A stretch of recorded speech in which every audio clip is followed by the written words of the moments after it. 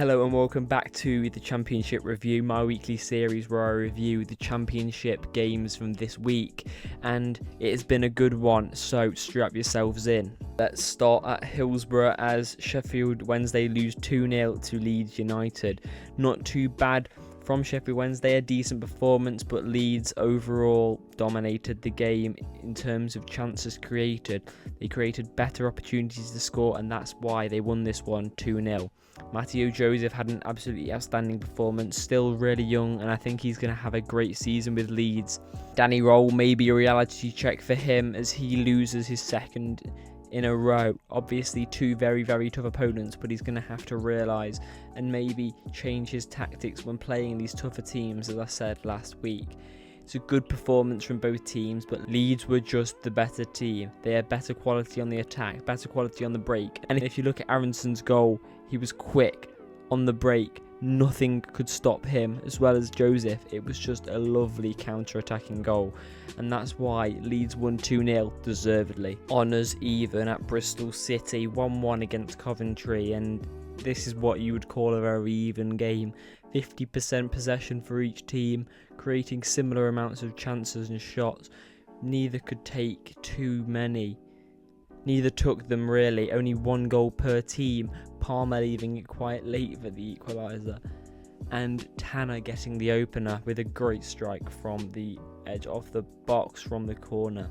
Bristol City looking to improve and progress up the table as they haven't been able to do over the past few years. Last season doing way better than expected into 11th place. This season they're looking upwards against a very good Coventry side who are expected to challenge for promotion. A 1-1 draw is definitely a good result for them. And it ended goalless as Hull City took on Millwall. A very even game once again. Hull City dominating the ball quite a lot, but in terms of chances created, it was very even. In terms of how good these chances were, both teams had very similar expected goals. These two teams probably in quite a similar place in the table by the end of the season. It's a decent point for both. But Hull City probably at home thinking maybe they should have taken this one and took all 3 points. Maybe a little disappointing for them, but overall a point apiece. It's decent. Ivor Pandur having a good gaming goal. He kept Hull City in the game and got them a point, 0-0.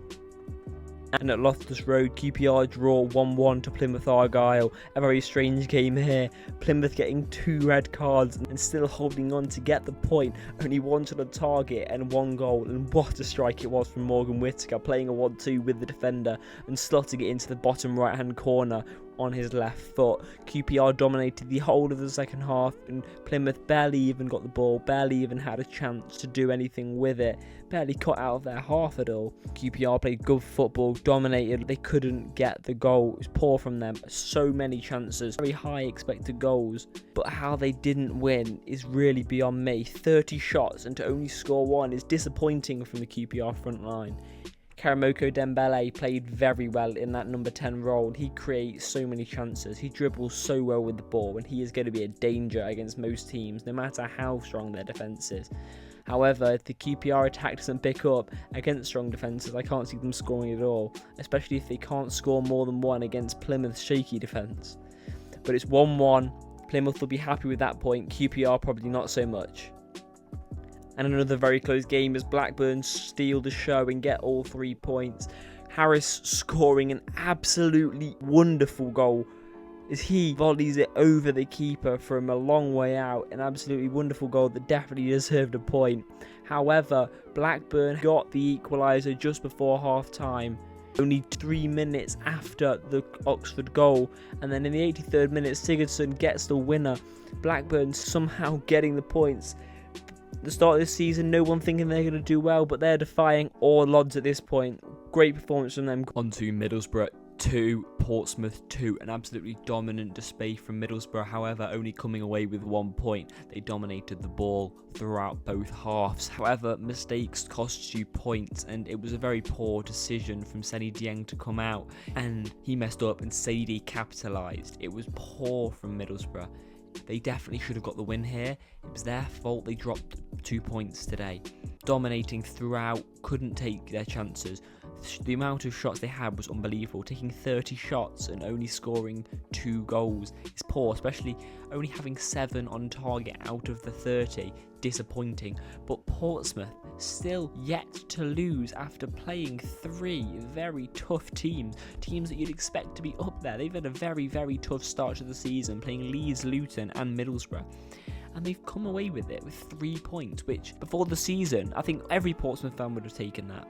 But Middlesbrough yet again dominating a game as they did against Derby, however not getting the points, only 1 point out of their last 2 games. But they've dominated both and should have got 3 points in both of the games, so it's disappointing for them. However, it's still early in the season, there's plenty of time, and I'm sure they will come back strong. Moving on to Norwich City versus Sheffield United, and it ends 1-1. A good game, a very even game. Neither team probably deserved the win, but they had chances to win it. I think Sheffield United are being very underwhelming this season. Their team is unbelievable, and I wouldn't be surprised if they did win the league. However, they need to up their performances because they're not good enough. They're not taking chances. Their team is unbelievable. Gustavo Hamer, Ollie Arblaster, it's Harry Sutar. The team is so good. They've got the best championship players in each position and they can't win games. I don't know what's going on. I think then it might be a 2-horse race for the title this season, with Sunderland and Sheffield United battling it out. I can see this Norwich side doing well too, with Josh Sargent, a very, very good striker up top for them. And so it ends 1-1, probably a fair result. And a very surprising one here as Preston get their first goal and their first win with a 1-0 win over Luton Town. Very surprising. How Luton haven't won this one, I don't know. Preston having only 0.26 XG to Luton's 1.64, but they get the 1-0 win. As I say, football is not a game about stats, it's a game about goals, and Preston won on that regard. Freddie Woodman had a great performance, making quite a few saves and keeping Preston in it, but the defence was also great, limiting a lot of chances, and when they did have chances, Freddie Woodman did stop them. Will Keane with a goal, his first goal of the season and Preston's first goal of the season, and it was a good goal. Hit it off his right boot to the bottom right hand corner. Hard for the keeper to save it. However, looking at this Luton team, they should be winning this game. This should be a comfortable win for them. I don't know what's happened to their strike force. They were scoring goals in the Premier League quite comfortably. However, in the Championship, it's not going their way as of now. Obviously, only 3 games into the season, so anything could change, and I do expect it to. But it's disappointing from Luton, as Stoke City 1, West Brom 2. The Baggies coming away with all 3 points here. And neither team had too many chances, but the chances they had were really, really good. I don't think Stoke should be too annoyed about the loss. Yes, they definitely could have won it. However, they created the chances, and that's the key part. They're putting in good performances, and with those performances the goals will follow. So Lewis Kumas probably could have scored another. He does get a goal though. Lewis Kumas on loan from Liverpool, he looks to be really good and a young exciting talent. This could be what Stoke need on loan. Johansson in goal, we know how good he is. So looking at this Stoke team, I think they're going to do really well. And obviously, I've not said much about West Brom, but I don't think there's much needed to be said. They are a very good team. They're going to do well this season. West Brom, they got the win. Weren't too clinical and definitely could have scored a couple more goals, but they got the win. That's what matters. And their performance was also good. It was quite an even game, and a draw wouldn't have surprised me here. Josh Marger just can't stop scoring, and so West Brom win 2-1. And despite a red card, Sunderland get all 3 points at the Stadium of Light. Romain Mundle with a goal, he is class. A young talent, an array of young talents coming through. Romain Mundle, Mayenda, Jobe Bellingham. It is a very exciting time, and you can't talk about exciting talents and not mention Chris Rigg, 17 years old and starting in the Championship. What a player he is. It is crazy to think how good this team is playing despite their ages. I think Sunderland are going to be a real threat this season. Against Burnley, getting the win is huge. Obviously, Daniel Neal getting the red card quite late on. But despite that, throughout the whole game, Burnley created barely any chances, only having 4 shots and 1 on target. It's very poor, and it's quite worrying from them. Yes, Sunderland are a great side, but there's no point dominating the ball if you're not going to do anything with it. Sunderland having 18% less possession, however, having an extra 10 shots. The possession stats might show Burnley as being in control. Actually, if you watch the game, they had no control whatsoever. Looking at the momentum graph, Sunderland dominated. They had spells of chance after chance after chance. Burnley could barely get a shot on target. Burnley are a side that a lot of people are expecting to get promoted, if not just be in and around the playoffs. With a performance like this, I think there's other teams that maybe could push them out of the playoffs, and maybe they won't do as well as first thought. So disappointing from Burnley, but Sunderland look really promising, a young side, so we'll see how they do.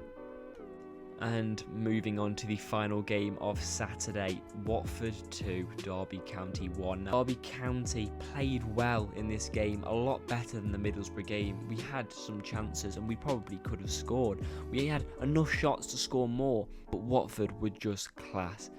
What a goal by Bayo. That strike was unbelievable. Fair play, you can't complain about that. But the Sissoko goal really does annoy me. Zetterstrom's tried to dive to save the original shot, and it's just unlucky.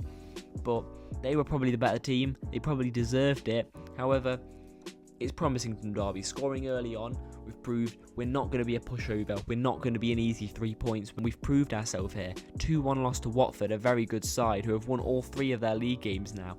Watford look very good, and I wouldn't be surprised if they're challenging for the Premier League next season. And moving on to the final game, and on Sunday we had a derby as Swansea took on Cardiff, and in typical fashion there was drama.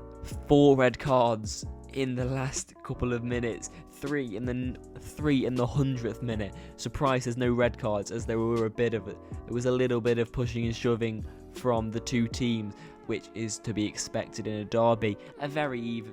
Swansea were the better side for most parts of that game. Cardiff, towards the latter end, looked like they were the ones that were going to get the winner, if either team, but throughout most of the first half and throughout the first half of the second, it looked like Swansea could have taken this, and they definitely could have. Looking at their chances, they had the chances to score, however they didn't take them.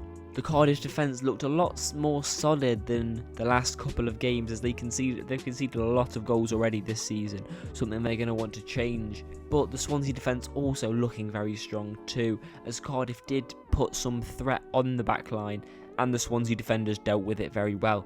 Quite an even game. Swansea definitely could have won it though. But for a derby, I think Cardiff will definitely be happy with that result. Swansea probably not so much. However, 1-1 in the derby.